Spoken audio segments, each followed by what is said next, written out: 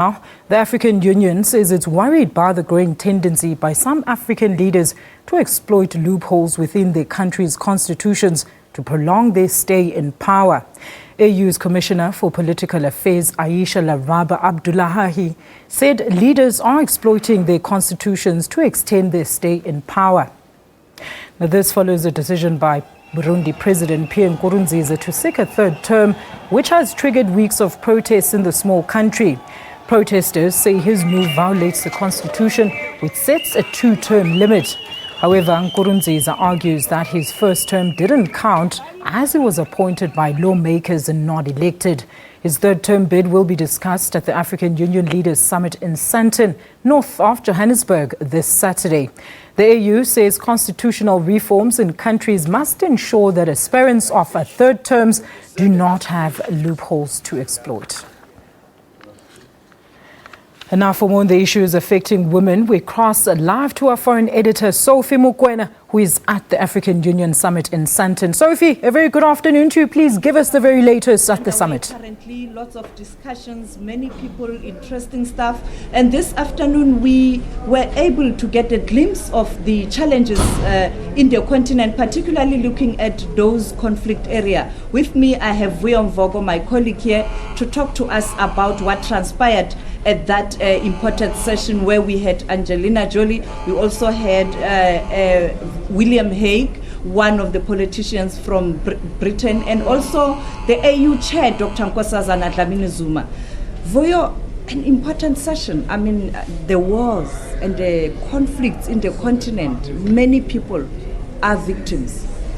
Well, I think it was a particularly great session for me, especially what Zainab Bangura from the United Nations. She really put a lot of things into perspective, the work that they have been doing as the UN around the continent, the things that they have found, but also talking to the steady rise in the levels of consciousness within and among African countries around the protection of women and what happens to women when there are wars, and but also trying to mobilize the West in particular to say, all these, anti-terrorism strategies that all of you are talking about, there are these issues that you need to factor in, without which, the plight of women, especially in conflict areas, will just get worse and worse. And for her, I think she was able to really capture the essence of what happens to women and children, and she put it so simply yet so succinctly but so clearly for everyone to understand and to have an appreciation of the bigger issues. And from there she took it down to the level of what governments are doing, but what civil society is also doing in the various corners of our globe where we are finding these conflicts, but perhaps more importantly, what to do beyond this point. Of course, you cannot underestimate or undermine the role being played by such popular people like Angelina Jolie, who was talking about the work that she was doing, and it was quite interesting as well for her to talk about the work that Africa is doing, the places that she has visited, and the amount of work that she has seen with her own eyes, and imploring our leaders to actually do more, and appreciating the commitments, and not that African leaders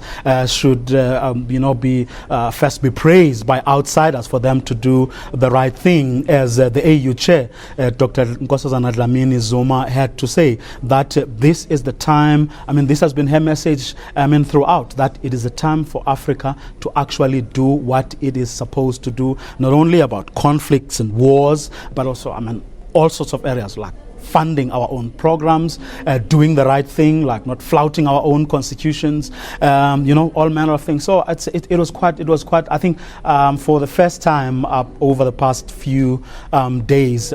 Today I think we got a lot more than I think we have been able to see in previous sessions and in the briefings and everything that happened. When you look at the 2063 agenda, one of the objectives is to ensure that we silence the guns in the continent. But look at Burundi, look at DRC, look at CAR.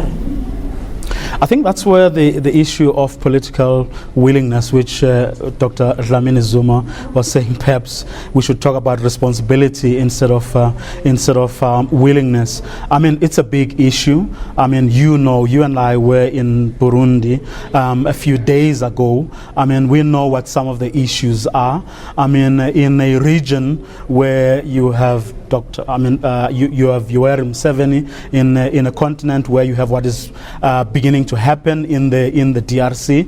It came as no surprise that you are going to have the president of Burundi digging in his heels, because around him he sees leaders, who are not keen to actually hand over power, although that one, the Burundi issue, remains a contestable one, because his argument is that no, we're talking about 2 terms. The other term that you are counting was in fact an arrangement, not necessarily an election. And when you have the situation you had in Tanzania, where the leaders of our region weren't able to go beyond what he said. I mean, what hope is there for poor Burundians to actually be able to, get this man to do the right thing? So there is a serious issue of leadership.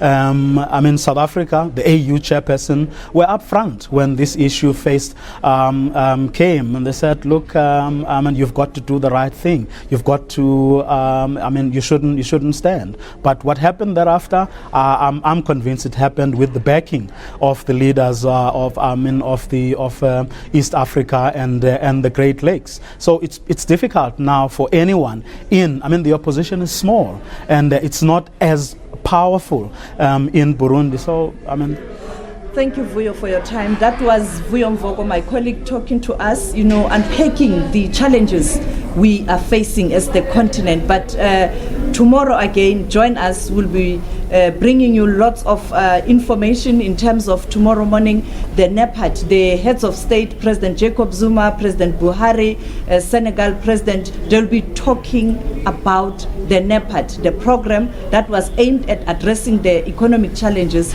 we face as the continent. But as the United Nations indicated yesterday, the implementation thereof, there was no political will.